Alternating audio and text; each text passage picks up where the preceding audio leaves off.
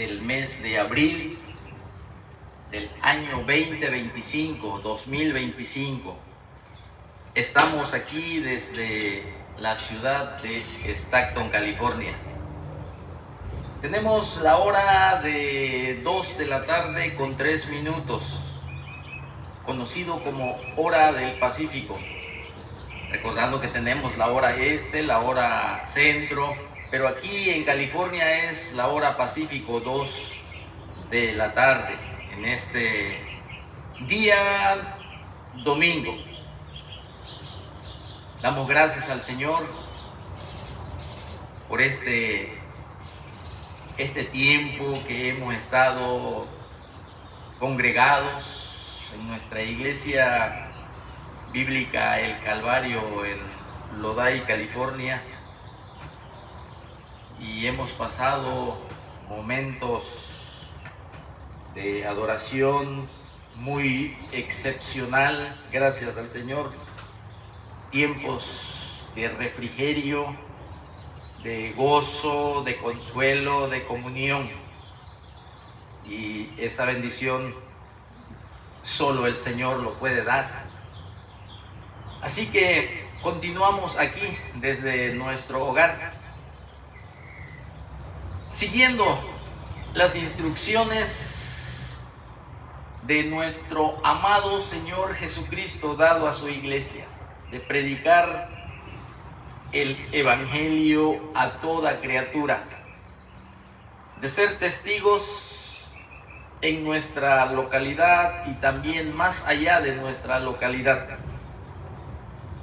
Y en esta tarde tenemos la enseñanza tomado de el profeta Ageo, uno de los profetas menores que vivió en el tiempo del retorno del pueblo de Israel o Jerusalén después del cautiverio.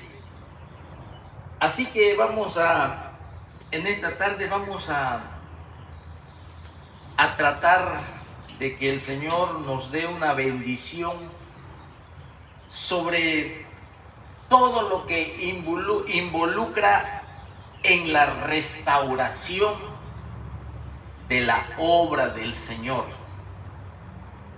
En este caso, la restauración de Jerusalén, un lugar que Dios escogió para que allí estuviese su nombre, para que ahí manifieste su gloria, su presencia, y el pueblo lo adore conforme a la ley dada a este pueblo en el monte Sinaí. Y vamos a tomar algunos puntos también para nuestras vidas, recordando que también cada creyente es templo del Espíritu Santo, y los consejos que obtendremos de la palabra del Señor la apliquemos a nuestras vidas. Antes de comenzar, quiero orar y quiero invocar el nombre de nuestro Señor Jesucristo. Y así comenzamos invocando el nombre que es sobre todo nombre, el nombre que está sobre todo reino, el nombre de Jesucristo que está sobre todo dominio, todo principado, todo gobernador de las tinieblas, el nombre de Jesucristo que está sobre todos los reinos, mis hermanos. Señor, gracias. Y bajo este nombre oramos en el nombre de nuestro Señor Jesucristo. Primeramente, Señor, por tu justicia, por tu obra en la cruz, por la resurrección de entre los muertos de nuestro Señor Jesucristo, oramos. Por tu justicia, Señor, entramos en tu presencia. Por tu gracia, por tu bendición, por una salvación tan grande que nos has regalado. Nos has dado de tu Espíritu, Señor. Tú que conoces nuestro corazón, pedimos, Señor, en esta hora, que nos perdones y nos limpies de todo pecado. Y que nos des una bendición, Señor, al abrir tu palabra. Que tanto lo necesitamos, que tanto lo necesito. El poder de tu palabra, Señor, en nuestra vida. El consejo de lo alto para nuestra bendición y todo para tu gloria y para tu honra, Señor. Así que pedimos la sabiduría tuya, la dirección tuya, Señor, y que nos llenes, Señor, te lo rogamos, que nos llenes de tu Santo Espíritu y que restaures nuestras vidas. Y así, Señor, podamos ser útiles en tus manos. Mirando, Señor, que el campo ya está listo para la siega, para la cosecha. Los obreros son pocos, Señor. Por eso pedimos que envíes obreros a tu mies. Pero para eso necesitamos la vida que proviene de tu Santo Espíritu, Señor, para estar involucrado en tu obra. Ayúdanos, Señor, y te pedimos por la salvación de alguien, Señor, de un alma que no te conoce, que camina en oscuridad, en tiniebla, que resplandezca por el poder de tu Espíritu Santo y de tu palabra y de tu sacrificio único, Señor, realizada en la cruz del Calvario, y aquella victoria obtenida en la resurrección de entre los muertos, Señor. A eso viniste a este mundo, para levantar al caído, para dar vista a los ciegos, para restaurar, Señor, lo que está derribado. Y en estos tiempos necesitamos mucho de una restauración personal para que esto se convierta, Señor, en una restauración del cuerpo de Jesucristo. Tu iglesia, Señor, en estos últimos tiempos difíciles, necesitamos mucho de ti, Señor. Gracias. Sabemos que tú nos oyes, Señor, que estás atento. Es tu obra, es todo tuyo. Muchas gracias, Señor, por permitirnos en este lugar predicar, Señor, el glorioso evangelio de la salvación. En el nombre de Jesucristo pedimos y decimos amén. Amén. Muy bien, damos inicio. Como vemos aquí, si es que se alcanza a ver en la pantalla, la palabra restauración, restauración de Jerusalén, el lugar que Dios escogió para que allí estuviera su nombre. La restauración de Jerusalén, el lugar que Dios escogió para que allí sea manifestada su gloria. La restauración de Jerusalén para que el Dios de Israel allí en ese templo habite en medio de ellos y el pueblo le adore. Jerusalén, Jerusalén. Aquí, mis hermanos, el profeta Ageo, aunque nosotros sabemos que dentro de este periodo histórico del pueblo de Israel, conocido como el retorno o el regreso de Israel de aquella cautividad y esclavitud en la cual fue llevada, que estuvieron 70 años fuera de su patria, fuera de su tierra que el Señor les había dado por herencia al ser sacados de la esclavitud de Egipto primeramente, y les entregaron la tierra prometida. Pero ahí ellos vivieron en la tierra prometida y muchos periodos históricos sucedieron allí: la conquista, los jueces, tiempo de los reyes, la división de la nación. Y en ese tiempo de los reyes sucedió el cautiverio, que tanto el Señor lo anunció a un pueblo que, conociendo a su Dios, que conociendo las leyes maravillosas de su Redentor, ellos inclinaron su corazón a dioses ajenos. Estaba escrito en la ley que si este pueblo escogido por gracia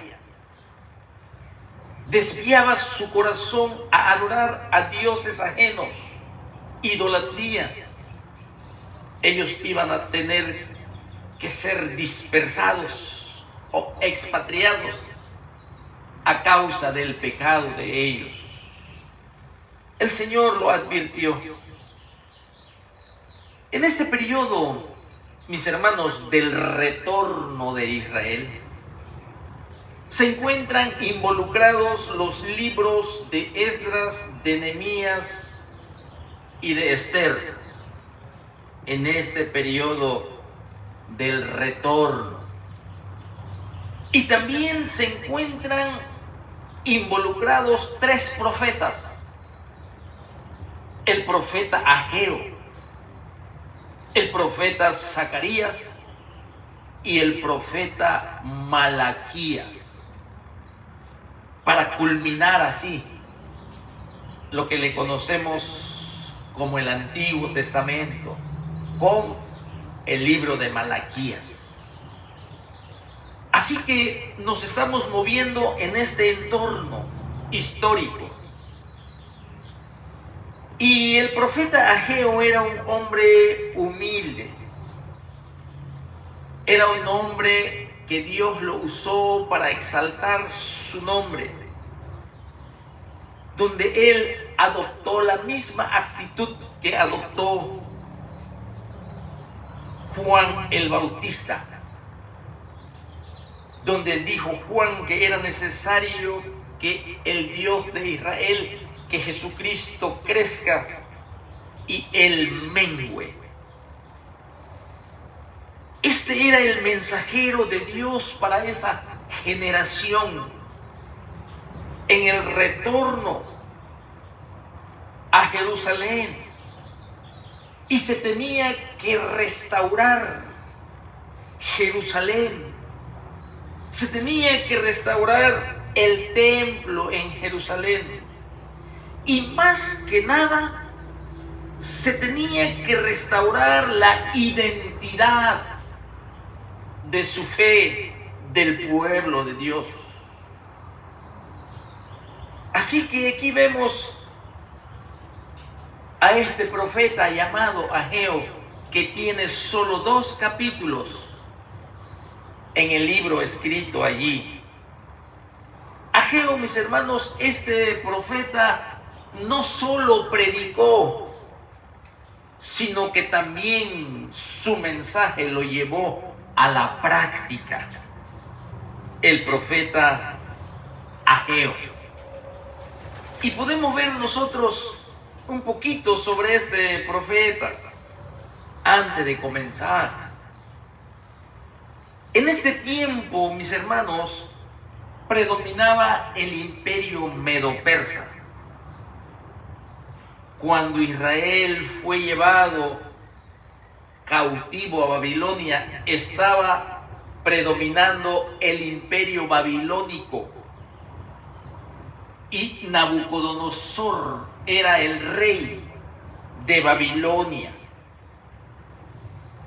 Cuando nuestro Señor Jesucristo, mis hermanos, usa esta palabra, yo creo que es importante recordarlo antes de entrar en el tema. En Lucas capítulo 21 y el versículo 24, nuestro Señor Jesucristo profetiza sobre un acontecimiento sobre Jerusalén en el tiempo en que Él estuvo en la tierra.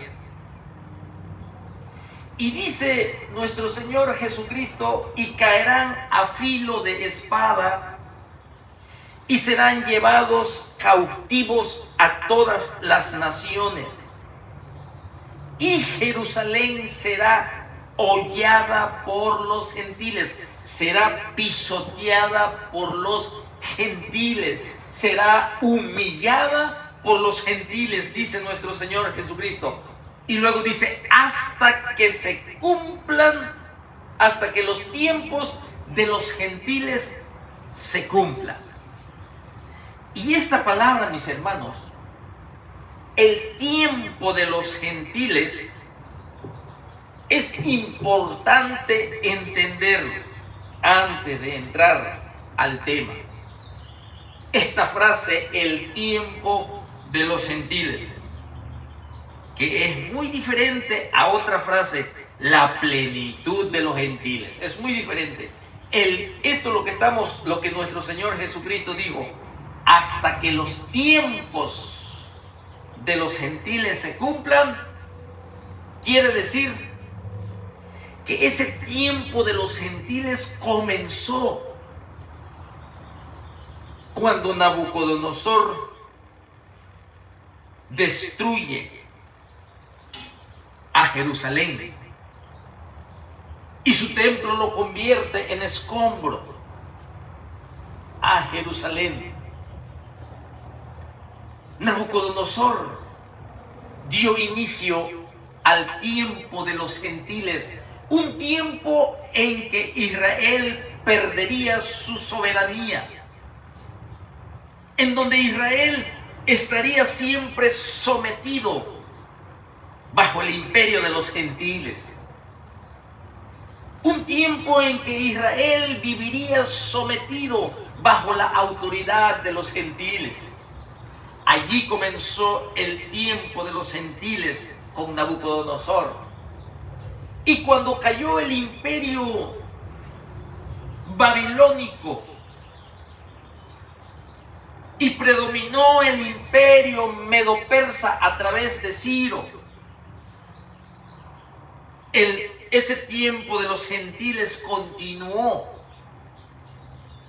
porque aún bajo el imperio medo-persa, aunque aquí fue cuando Ciro, el rey persa, bajo la soberanía del Dios de Israel, que tenía que cumplir su palabra, que estarían 70 años en cautiverio, pero después regresarían. El Señor despertó el espíritu de Ciro para que diera el decreto del retorno de su pueblo, de su amado pueblo, para restaurar su identidad de fe que su precioso pueblo había perdido a causa de su pecado y de su idolatría de Israel.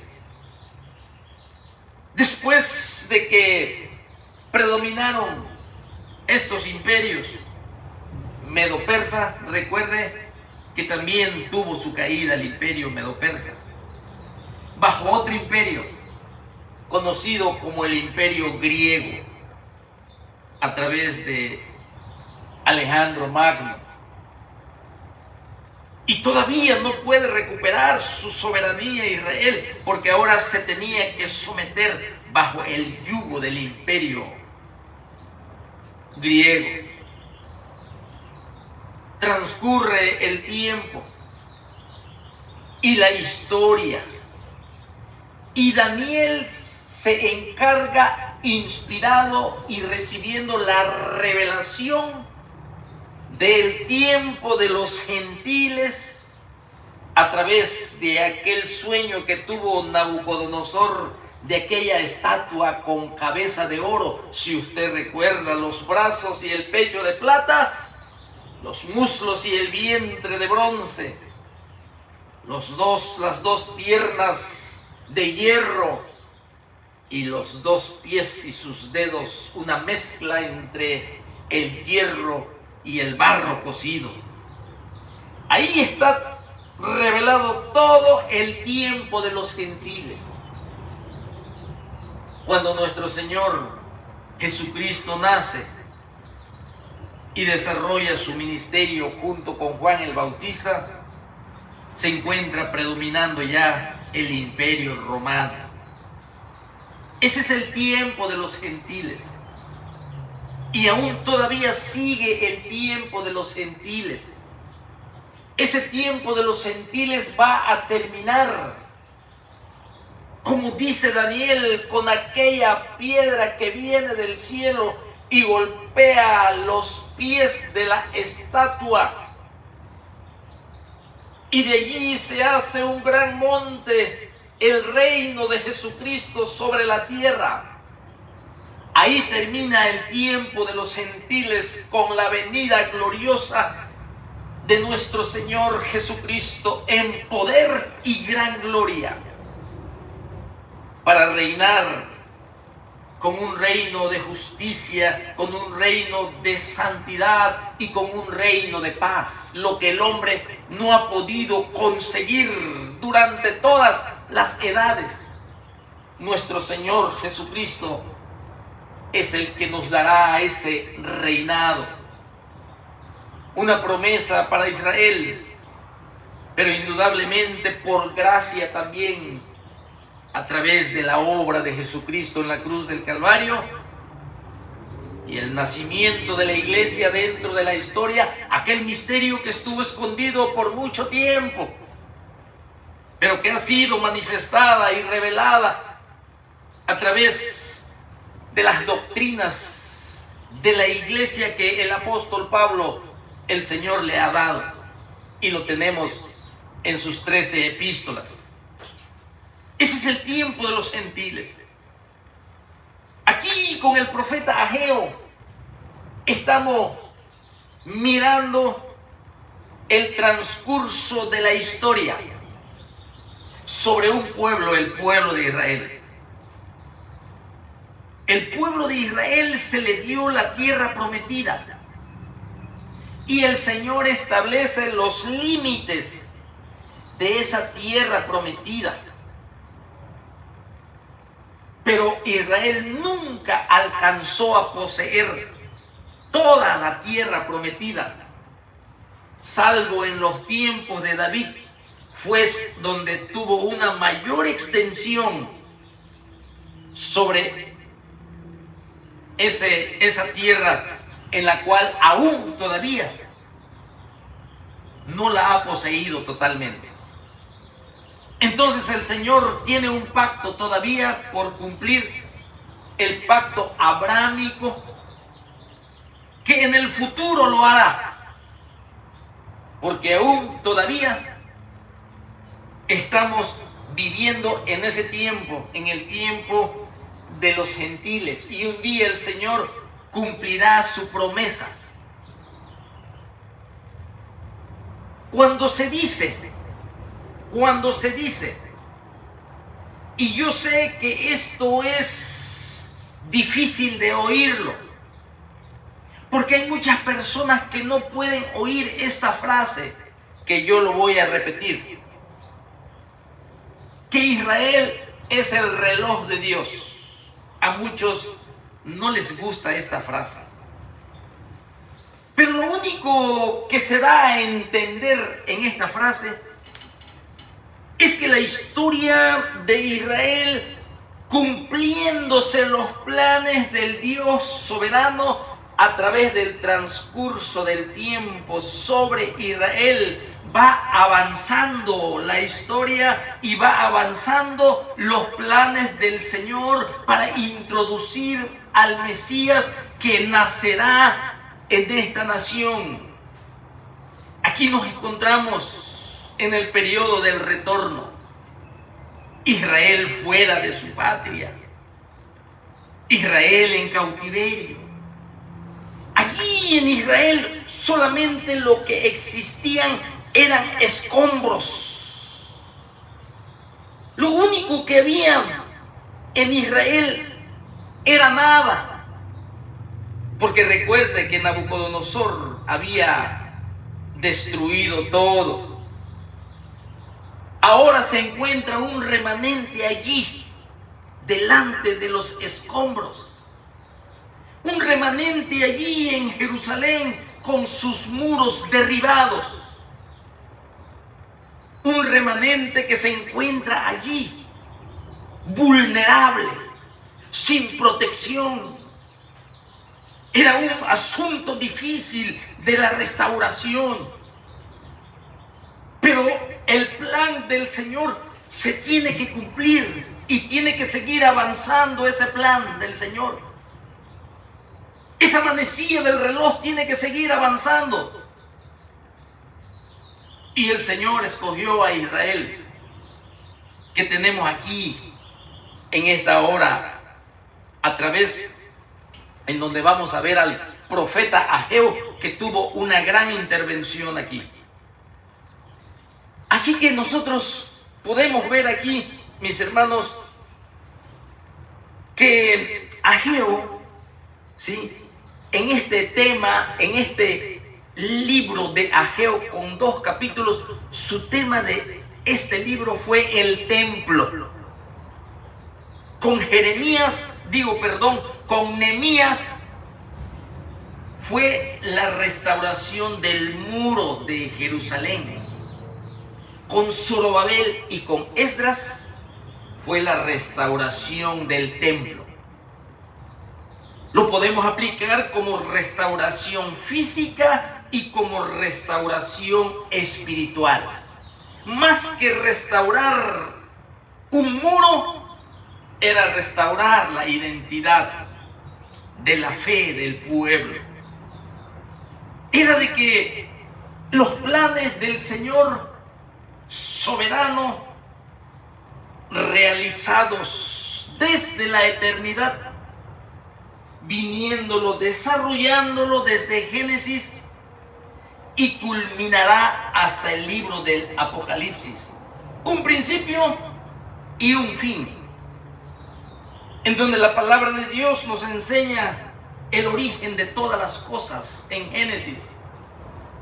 Y allá en Apocalipsis nos dice la culminación final de ese plan eterno de nuestro Dios, que culmina en su reino eterno para siempre y por siempre. Pero allí tenemos encerrado, mis hermanos, todo el plan eterno del Señor. Así que ahora nos encontramos nosotros, ¿sí?, aquí en una Jerusalén que es escombros solamente, en donde ya se había ido la gloria pasada. La gloria pasada del reino ya se había ido, no había gloria de Dios. Cuando estoy hablando de la gloria de Dios, estoy hablando de aquella presencia del Dios eterno en aquel templo que existió, en el templo de Salomón. En ese templo donde la gloria del Señor, conocido como la gloria primera, en un templo exuberante, en un templo grandioso, en un templo, mis hermanos, considerado uno de las 7 maravillas del mundo.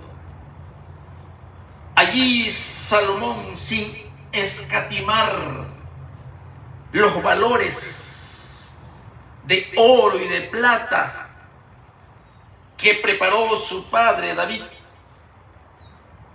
Todo lo invirtió en esta obra porque allí iba a estar la presencia de aquel que en el Éxodo ordenó un tabernáculo en el desierto para que habitara el Rey de Gloria en medio de su pueblo. Y cuando dedicó Salomón ese templo, la gloria del Señor descendió allí. Pero esa gloria ya se había ido, porque todo fue destruido. Así que ya se había ido la gloria pasada del reino y del templo. Ya no estaba aquella gran población de Jerusalén.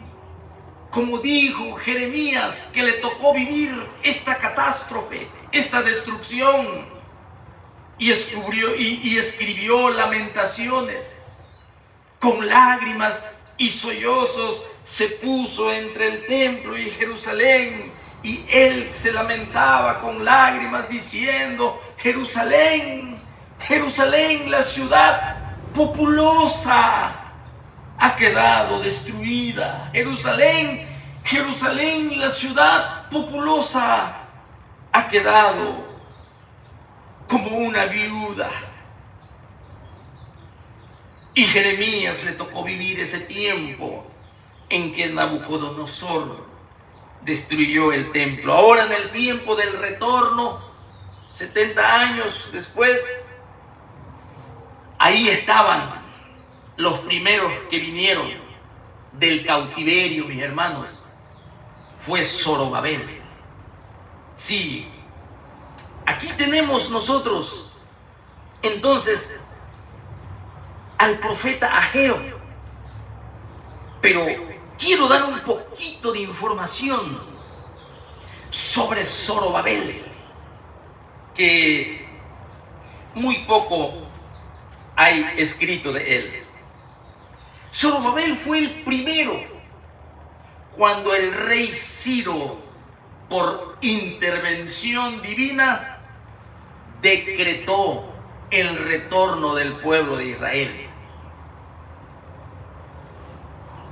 Y allí Zorobabel es uno de los primeritos que el Señor despertó su espíritu, puso ese fuerte deseo por la obra del Señor, puso un fuerte amor para ir a ese lugar de más de 1500 kilómetros y estar entre los escombros para volver a restaurar en donde la gloria de Dios tenía que volver otra vez al pueblo.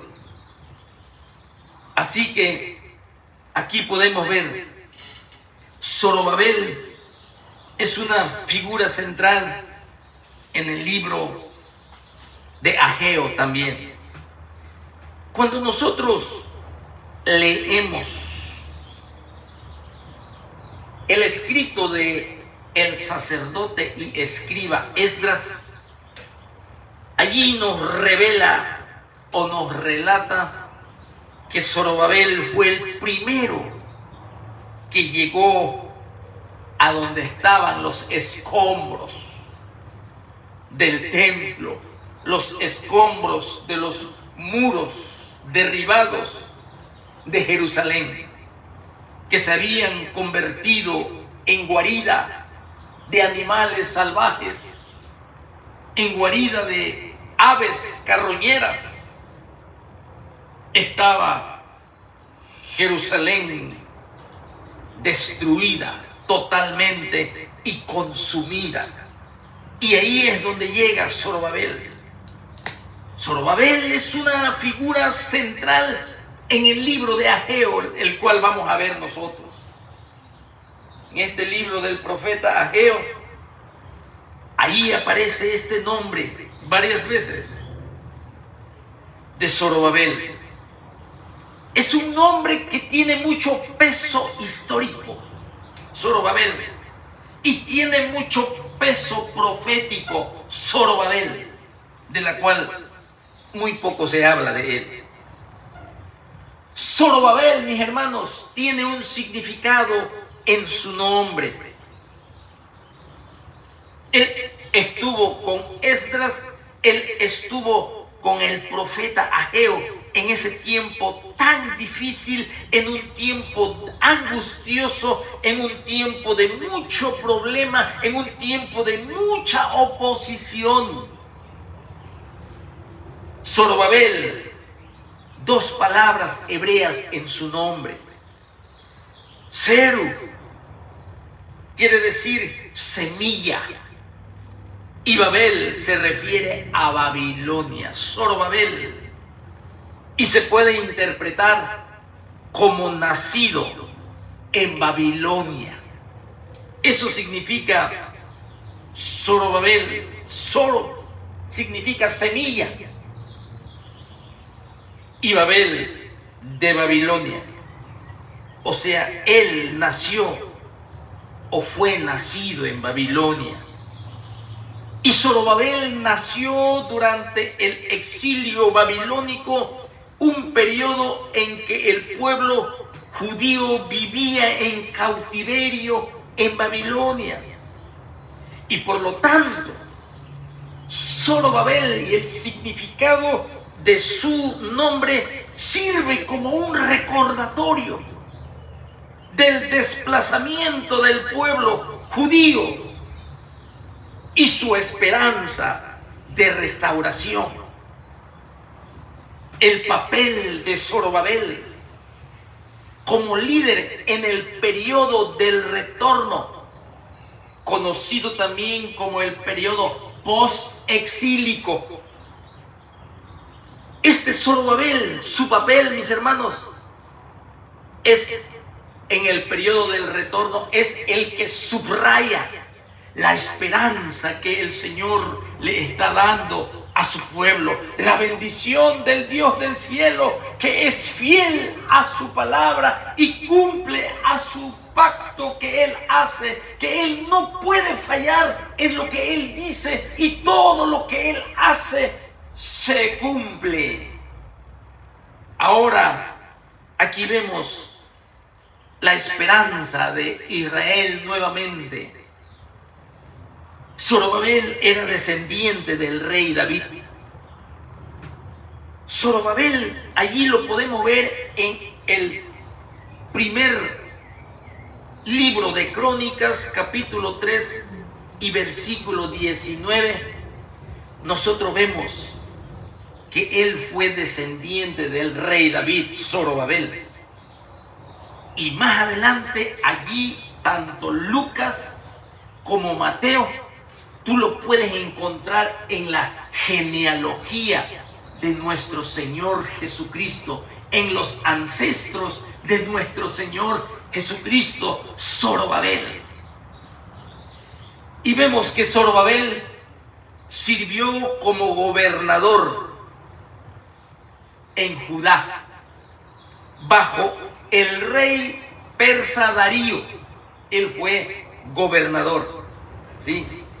Y su liderazgo de Zorobabel fue crucial en la reconstrucción del templo en Jerusalén, para comenzar la restauración.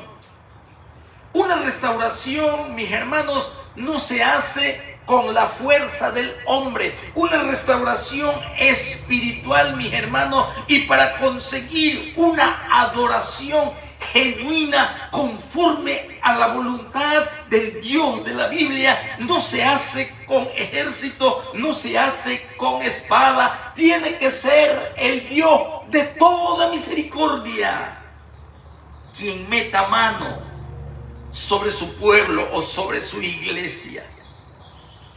Porque está escrito: sin mí nada podéis hacer.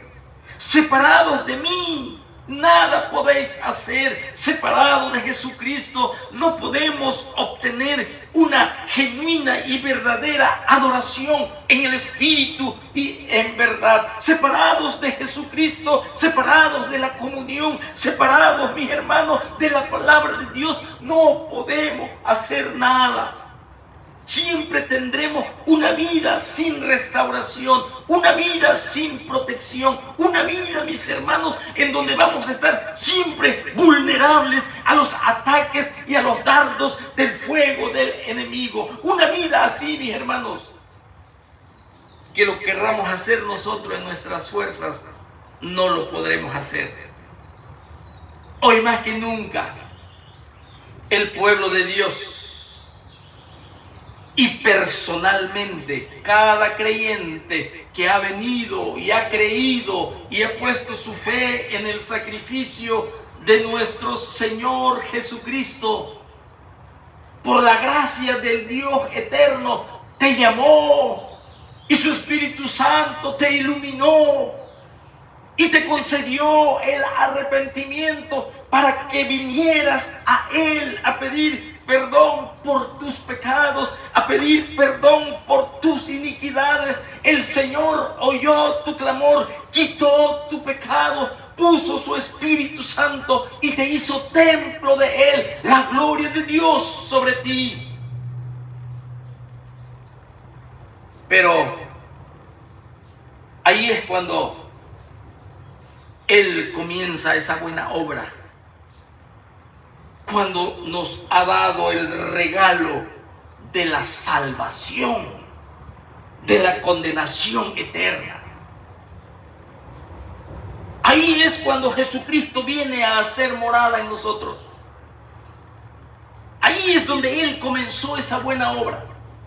Ahí es donde Él nos trae de muerte a vida, de una vida destruida, de una vida caída, de una vida en tinieblas, vulnerables bajo los ataques de Satanás, esclavos de él. El yugo de Satanás sobre nosotros cuando vivíamos sin Cristo.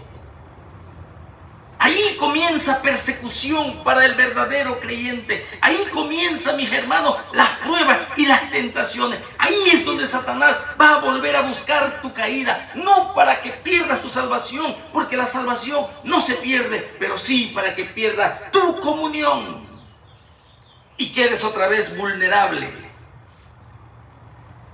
Así también nosotros, mis hermanos, dentro de la vida del creyente, necesitamos en estos tiempos una restauración espiritual que solo Él lo puede hacer, que solo Él es el que comenzó la buena obra, la va a completar. Es por eso que dentro del cuerpo de Cristo nos ha dado dones del Espíritu Santo. Jesucristo ha llamado a los pastores, a los evangelistas, a los maestros, para bendecir el cuerpo de Jesucristo, para perfeccionar a los santos, para fortalecer a sus hijos, para llenarlos de su Espíritu Santo y del conocimiento del Dios verdadero, para restaurar una adoración que le agrade a Él, que nos fortalezca, que nos llene de su Santo Espíritu. Pero necesitamos restauración. Aquí vemos a Zorobabel usado por el Señor para restaurar en un lugar donde Jerusalén, la ciudad, fue derribada y los escombros del templo era lo único que había en ese lugar.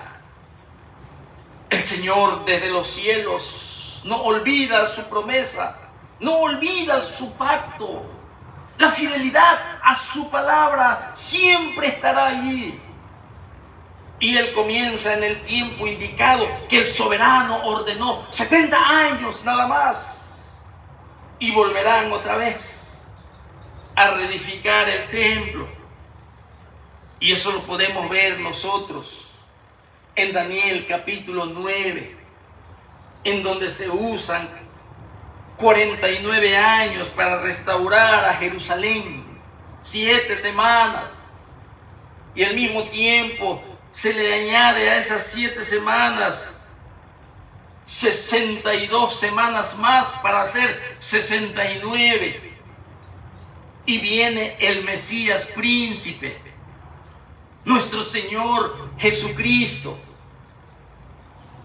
400 años adelante de Daniel, más de 400, tenía que venir el Mesías a ese lugar que ahora solamente es escombro aquí en el libro de Ageo. Pero el Señor, que todo lo puede y que todo lo sabe y que para Él no hay nada imposible, usó a un rey pagano, Ciro, para decretar esa orden. Y lo profetizó más de 100 años atrás, 150 años aproximadamente. El profeta Isaías habló de este rey que ni aún había nacido. Pero este Dios precioso, este Dios hermoso, este Dios de toda sabiduría, este Dios que es el Dios del universo, que sus planes nadie lo puede detener. Nadie puede impedir los planes del Señor, nadie.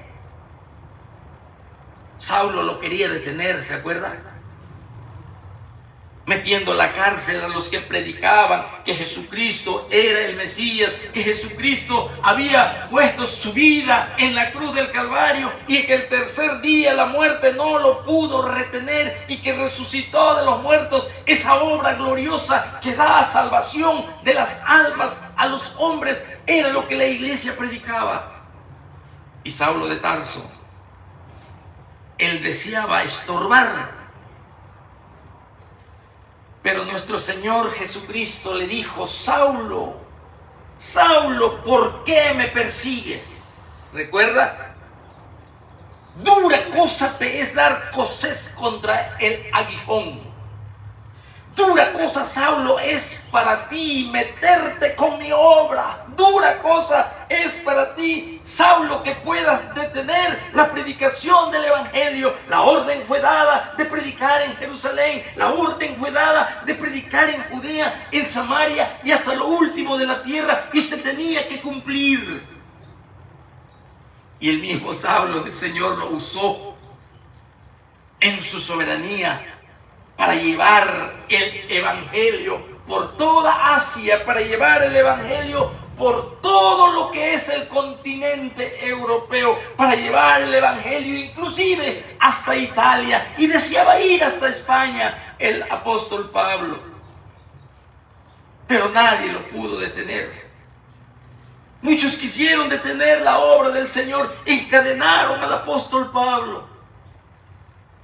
El apóstol Pablo decía: yo estoy en cadenas y a mí me pueden encadenar, pero la palabra del Señor, la palabra del Dios vivo, del Dios eterno, del Dios todopoderoso, nadie lo puede detener. Soldado que le ponían allí, soldado que se convertía, nadie puede detener la obra del Señor. Aquí, en estos tiempos que vivimos, tal parece que no hay esperanza. Tal parece que la iglesia está dormida. Tal parece que la iglesia en su forma espiritual está en ruinas y escombros. Pero hay alguien que todo lo ve. Hay alguien que todo lo sabe. Hay alguien que se mueve en medio de los candeleros, en medio de su iglesia. Solo hay que esperar el tiempo. Porque Él está interesado en restaurar las vidas espirituales, en restaurar la vida de sus hijos, en tener una iglesia gloriosa, sin arruga y sin mancha. El Señor está atento a su iglesia. Y eso va a suceder con su remanente. Su remanente volverá a restaurar sus vidas. Su remanente volverá a experimentar la presencia del Señor en su Espíritu Santo y entrará al lugar santísimo y adorará y se llenará de su Espíritu para proclamar la gloria de Dios a las almas perdidas. Todos piensan que quizás la iglesia ya está derribada y está en escombros, pero hay alguien que está atento y que va a mover, al que nada le es imposible.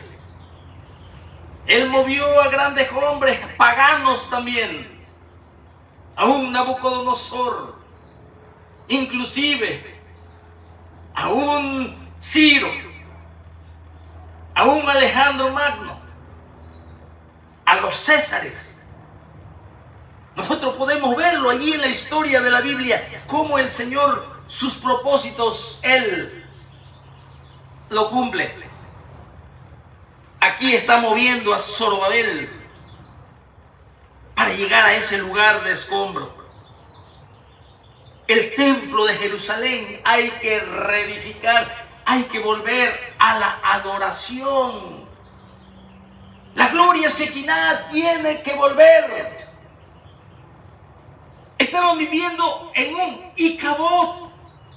Icabod quiere decir la gloria de Dios ya se fue, la gloria de Dios ya no está, el pueblo está en ruinas, el pueblo está vulnerable, la gloria de Dios, la gloria del Shekinah. Icabod se fue. Ezequiel lo vio cuando abandonó el templo. Eso es triste, cuando la gloria de Dios abandona el templo, cuando la gloria de Dios abandona. Aquí estamos viendo eso. Ya no hay presencia del Señor, no hay fervor, no hay amor, está frío, está tibio. Pero el Señor va a hacer algo. Aquí estamos viendo que Zorobabel, mis hermanos, es mencionado en este libro que vamos a leer, el de Ageo. Y las profecías de Ageo están dirigidas a alentar al pueblo y a completar esta tarea monumental de restaurar los muros de Jerusalén y asimismo el templo, para volver a recuperar la identidad de la fe del pueblo de Dios. La importancia del nombre de Zorobabel, mis hermanos, se ilumina más en Ageo capítulo 2 y el versículo 23, donde el Señor declara así, a ver si lo tengo aquí, Ageo 2, 23. Aquí vemos nosotros en donde el nombre de Zorobabel se ilumina mucho su nombre aquí en Ageo capítulo 2 y el versículo 23.